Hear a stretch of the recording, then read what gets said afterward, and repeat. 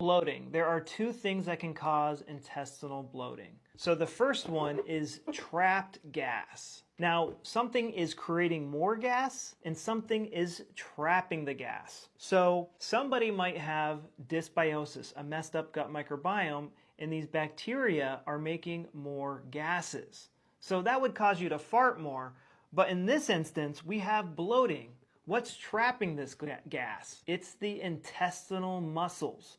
So the intestines are all lined with muscles, and that's how they move food, or that's how they stop food and stop air. Why are all the other muscles in my intestines or in my body working just fine, except for this little intestinal muscle right here that's trapping the air right here? Why is it trapping it here? Why is the air trapped here and not here? Is it only that part that's injured? What's really going on here is your brain is trying to hold on to something precious. Oh, I want to suck all the value out of this thing because it might not be there.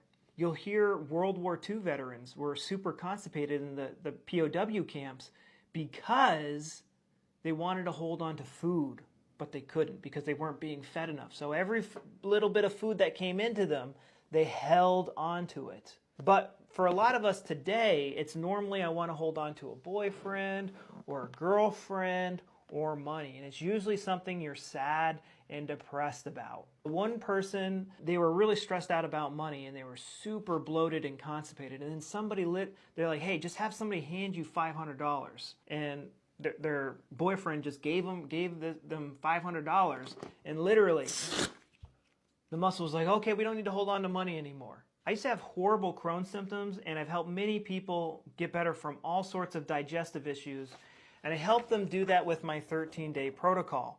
And I have a free webinar that's a mini version of this. Essentially what's happening, to greatly oversimplify this, is there is a conflict. You suffered a conflict shock. Your body was panicking. Okay, we're going to put your intestinal muscles into overdrive. You're welcome. And now, like, it's funny. Like, for a lot of girls, it's, I can't digest that boy. And then the intestinal muscles get put into overdrive, and then it makes them look fat and bloated.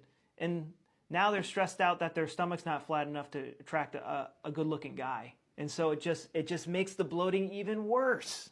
Or think about an actress or a model where their looks depend on this. And when they're stressed out about it, they get even more bloated. So you can see how this can kind of create a vicious cycle. The link to my webinar is in the bio link.